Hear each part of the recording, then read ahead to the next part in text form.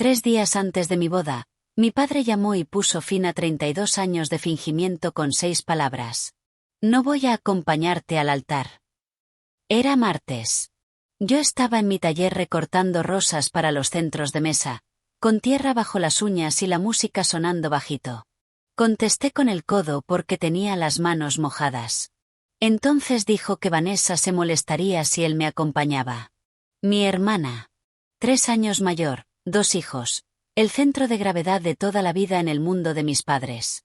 Su matrimonio estaba pasando por un mal momento, así que aparentemente el día de mi boda ahora pertenecía a sus sentimientos. 10 minutos después, mi madre llamó para rematar el trabajo. Ve sola. Muchas novias modernas caminan solas. Deja de hacer drama. Lo dijo como si me estuviera ofreciendo una tendencia, no una herida. 48 horas después, 200 personas se girarían cuando se abrieran las puertas del granero, y el hombre que sostuviera mi brazo no sería mi padre. Esto no empezó con la boda. Empezó en un pueblo de casas con revestimiento blanco donde a mi hermana siempre la presentaban como un titular futuro y a mí me trataban como parte del decorado. Vanessa era la brillante, la pulida, la que mis padres podían explicar con orgullo en cenas. Yo era la chica que llegaba a casa con tierra en las rodillas y construyó un invernadero en el patio trasero con madera de desecho y terquedad. Cuando tenía 14 años, cultivé tomates del tamaño de mi puño en ese invernadero torcido. Los presenté en la feria de ciencias con gráficos de pH, diarios de semillas, fotos diarias, todo. Gané el primer lugar. Mi padre llegó 40 minutos tarde porque el evento de Vanessa se alargó. Miró la cinta azul, asintió una vez y dijo, «Buen trabajo», como si estuviera felicitando al hijo de un desconocido en la fila de la caja. Ese invernadero estuvo en pie 9 años. Mi madre lo llamaba una monstruosidad. Mi padre no lo llamaba de ninguna manera. Seguía creciendo cada verano, lo notara alguien o no. En la cena de mi graduación de secundaria, todos los discursos eran sobre Vanessa entrando al programa de MBA de Columbia. Nadie mencionó que yo me había graduado con honores o que había entrado en un programa de horticultura que pagué yo misma. Cuando le dije a mi madre lo que quería estudiar, me miró por encima del café y dijo, «Eso no es una carrera de verdad, Darcy. Me lo dijo una vez en la cara y muchas más a mis espaldas.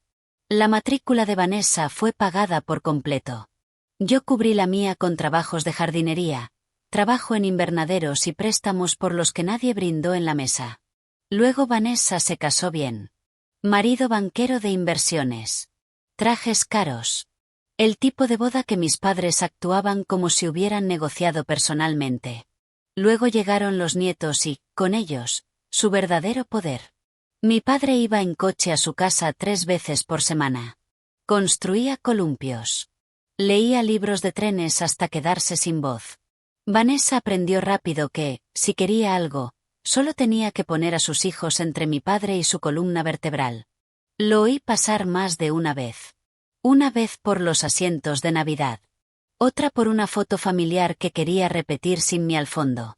Y una vez, en altavoz en la cocina de mis padres, cuando lo dijo claramente, «Si la acompañas a ella, no llevaré a los niños en Navidad». Mi padre no peleó. Respiró, hizo una pausa y cedió. «Está bien, Nessa».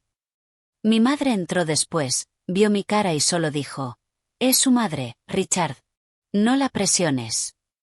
Esa era la jerarquía familiar. Vanessa primero. Luego los niños. Luego la comodidad de mis padres. Yo en algún lugar por debajo de los impuestos sobre la propiedad. Entonces conocí a Marcus Delany. Yo estaba plantando un jardín de lluvia para un proyecto del condado. Él era el ingeniero del puente río arriba. Se ofreció a ayudarme a sacar cepellones de mi camioneta porque se le había acabado el café y estaba aburrido. Nuestra primera cita fue un recorrido por un vivero y tacos de un camión en el estacionamiento. Tierra en sus botas, tierra en las mías. Fue la noche más fácil de mi vida. 2 semanas después conocí a su padre, Frank. Carpintero jubilado. Manos ásperas, ojos firmes, serrín en cada pliegue de su vida. Para el segundo mes me había construido una estantería de roble blanco para mi taller, con uniones de cola de Milano y mis iniciales grabadas pequeñas en el interior del panel izquierdo. Day. Pasó la mano por la madera y dijo: «Tienes tierra debajo de las uñas. Bien. Significa que construiste algo hoy». Nadie en mi familia me había hablado jamás así. Como si lo que yo hacía importara. Como si yo importara. Marcus me propuso matrimonio en el jardín botánico que diseñé para la biblioteca de Riewood, bajo arces japoneses que se volvían rojo oscuro en octubre. Dije que sí antes de que terminara la pregunta. Esa noche, cuando llamé a mis padres, mi padre me dio un felicidades plano, y mi madre preguntó si Marcus era de una buena familia. Dije que su padre era carpintero. El silencio al otro lado de la línea me lo dijo todo. Aún así, cuando le pedí a mi padre que me acompañara al altar, dijo que sí. Me permití creer que tal vez, solo esta vez, me elegiría a mí. Pero entonces llegó el martes, y no lo hizo. No grité cuando me lo dijo. No lloré. Hice una pregunta. «Vanessa volvió a amenazarte con los niños». Se quedó callado, y ese silencio respondió a todo. Después de colgar, terminé el 14º centro de mesa. Mis manos no temblaron. Temblar habría significado que me había sorprendido. No me sorprendió. Simplemente por fin había dejado de fingir que todavía podía sorprenderme. Marcus me encontró en el porche 20 minutos después sosteniendo mi teléfono como si fuera algo roto. No dijo «te lo dije». Se sentó a mi lado y esperó. A la mañana siguiente, tomando café, hizo la única pregunta que importaba. «¿Qué quieres hacer?» «No voy a arreglarlo. No, déjame llamarlos. Solo ¿qué quieres hacer?» Dije que no quería caminar sola. Me miró con calma y dijo: «Entonces no lo harás». Cuando dije que no podía pedírselo a Frank, Marcus casi sonrió. Ha estado practicando el nudo de la corbata desde el compromiso. Eso abrió algo dentro de mí. No dolor. Algo más cálido. La comprensión de que la persona que había estado ahí para mí, una y otra vez, nunca había necesitado sangre para hacerlo. Así que conduje hasta la casa de Frank. Estaba lijando una mecedora en su garaje cuando llegué, con rock clásico sonando desde algún lugar dentro. Me quedé allí demasiado tiempo antes de decirlo por fin. Mi padre se echó atrás y no va a acompañarme al altar. Frank dejó la lija, se volvió completamente hacia mí y preguntó 5 palabras que nunca olvidaré. «¿Cuándo me necesitas?» Eso fue todo. Sin vacilación. Sin lástima. Sin discurso sobre mi familia. Solo presencia inmediata.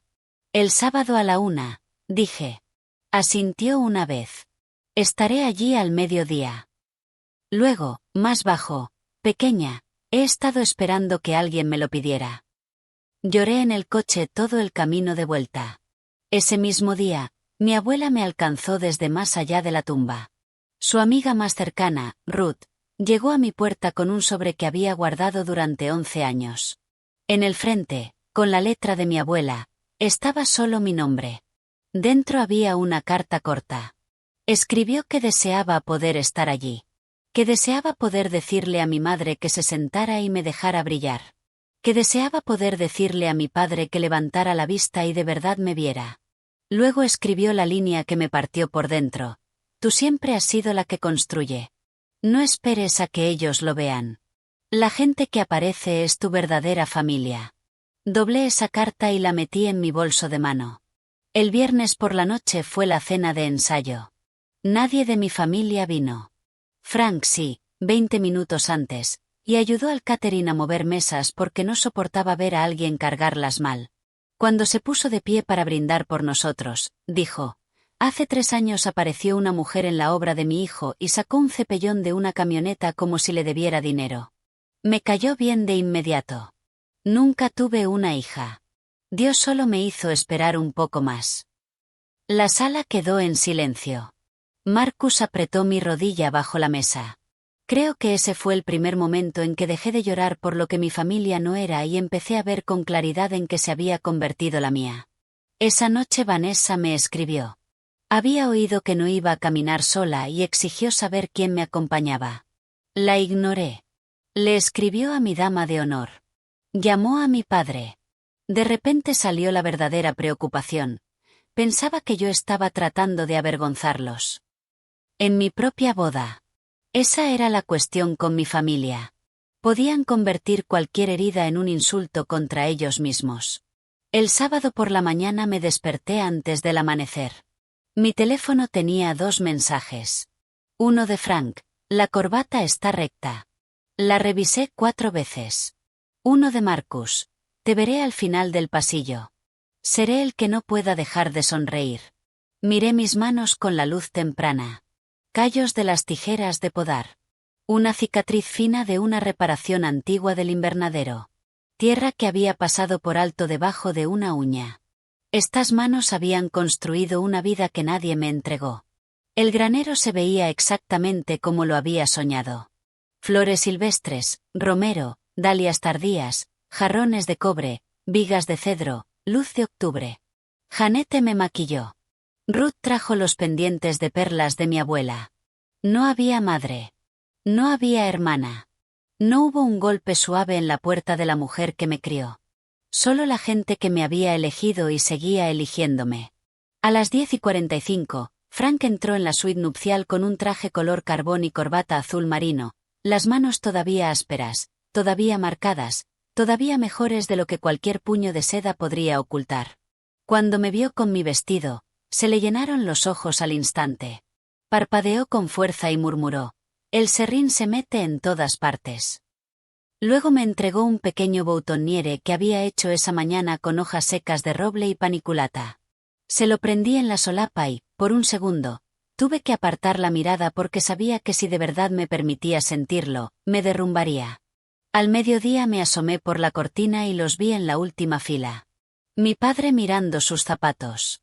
Mi madre sentada rígida, con el bolso en el regazo como un escudo. Vanessa vestida medio tono demasiado formal, examinando la sala como si buscara puntos débiles. Habían venido, pero no por mí. Habían venido para poder decir después que habían estado allí. Presencia como coartada. Entonces empezó la música. Abrí mi bolso de mano y leí una línea de la carta de mi abuela. La gente que aparece es tu verdadera familia. La doblé, la guardé y me volví hacia Frank. Me ofreció su brazo. Su mano era cálida, áspera y firme. ¿Estás bien?, preguntó. Estoy bien. Asintió una vez. Entonces vamos a mostrarles cómo se ve aparecer. Las puertas del granero se abrieron. La luz inundó todo. 200 cabezas se giraron. Y allí estábamos, Frank Delany y Darcy Ingram, un carpintero y una jardinera, ninguno de los dos relacionado por sangre, ambos exactamente donde debíamos estar. Empezamos a caminar por el pasillo. No miré la última fila. Miré al frente, a Marcus, que ya lloraba, que ya sonreía como si el final de la historia por fin hubiera llegado. Los jadeos comenzaron unos 10 pasos después. Sonidos pequeños e involuntarios que hace la gente cuando entiende una verdad de golpe. Para cuando llegamos al altar, toda la sala estaba cargada. La oficiante sonrió y preguntó: ¿quién entrega a esta mujer en matrimonio? Frank se aclaró la garganta. No era un hombre hecho para discursos, pero estaba hecho para esto. Su familia, dijo. Luego me miró y añadió: todos los que aparecimos. La sala se abrió de golpe. Oí sollozar a Ruth. Janete estaba llorando tanto que su rímel se rindió por completo. Frank tomó mis manos, las apretó una vez y dijo: ve a casarte, pequeña. Luego puso mi mano en la de Marcus y retrocedió hasta el asiento de la primera fila que tenía su nombre. El asiento que se suponía que debía ocupar mi padre. Me casé con Marcus a la 1:27 de la tarde. Durante mis votos, dije: te elijo a ti, y elijo la familia que construimos, no solo la que se nos dio. No recuerdo mucho después de eso, excepto los ojos de Marcus y la sensación de que algo viejo dentro de mí por fin había dejado de doler.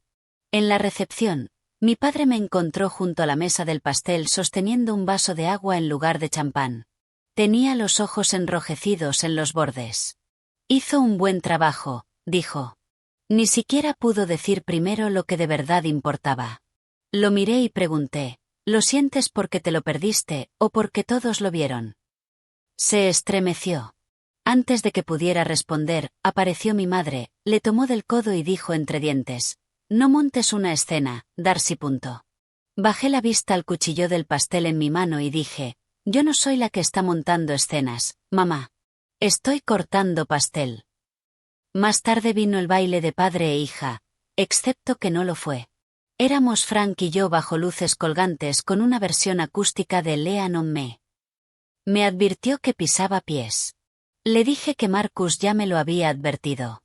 Murmuró, «Ese chico no tiene lealtad», y toda la sala se rió. Al otro lado de la pista, Vanessa observaba con una silla vacía a su lado y una cara que parecía la de alguien a quien acababan de cerrar con llave una puerta que jamás pensó que se cerraría. Me llamó 2 semanas después. Preston se había ido. De verdad se había ido. Se mudó mientras ella estaba en la tienda. Su voz estaba despojada, sin nada de pulido. Admitió lo que yo siempre había sabido, que mantener a mamá y a papá enfocados en ella se había convertido en lo único que la hacía sentirse poderosa mientras su matrimonio colapsaba a su alrededor. «Tu felicidad se interponía», dijo. Dejé que la verdad se quedara allí entre nosotras. Luego le dije, con toda la calma que pude, «Espero que encuentres lo que necesitas. Pero ya no soy tu cojín emocional. No puedo ser aquello en lo que te apoyas mientras me empujas hacia abajo». Luego me despedí. Una semana después, llegó una carta de mi padre. Escrita a mano. Letra pequeña, inclinada. Escribió que había sabido que estaba equivocado en el momento en que Vanessa le pidió que no me acompañara. Que lo había sabido cuando mi madre le dijo que no pasaría nada. Que ver a otro hombre hacer lo que él debía haber hecho le había mostrado exactamente lo que cuesta la cobardía. Escribió, «He estado eligiendo mal toda tu vida. Frank se ganó lo que yo tiré». Luego, cerca del final, la línea que había esperado escuchar durante años y que ya no necesitaba. «Estoy orgulloso de ti, Darcy. Siempre lo estuve. Solo fui demasiado débil para decirlo en voz alta». Doblé la carta y la puse en un cajón junto a la de mi abuela. 2 cartas. 2 pesos muy diferentes. El lunes por la mañana después de la boda, abrí mi taller a las 7 y empecé a dibujar un jardín sensorial de hospital para niños en recuperación. Romero para la memoria. Lavanda para la calma. Menta para la energía. Frank vino con la tabla de cortar que había estado haciendo para nosotros. Marcus trajo café. La luz se movía sobre la estantería de roble con mis iniciales grabadas dentro. Miré los planos frente a mí y pensé en el invernadero que construí a los 14, el que nadie elogió, el que siguió creciendo de todos modos. Esa es toda la venganza, si quieres llamarla así. Sin gritar. Sin suplicar. Sin romper una sola cosa. Los dejé sentarse en la última fila y ver a otro hombre ganarse el lugar que ellos desperdiciaron. Les dejé ver, frente a 200 testigos, que el amor no es sangre y la familia no es obligación. La familia es la persona que aparece cuando los que deberían aparecer no lo hacen. La familia es un carpintero con traje color carbón diciendo sí antes de que termines de pedirlo. La familia es una abuela muerta que todavía dice la verdad desde dentro de un sobre amarillento. La familia es quien te elige con claridad, públicamente y sin que lo obliguen. Mi padre me dio la vida. Frank me acompañó a entrar en ella. Y después de eso, realmente ya no quedaba nada por explicar.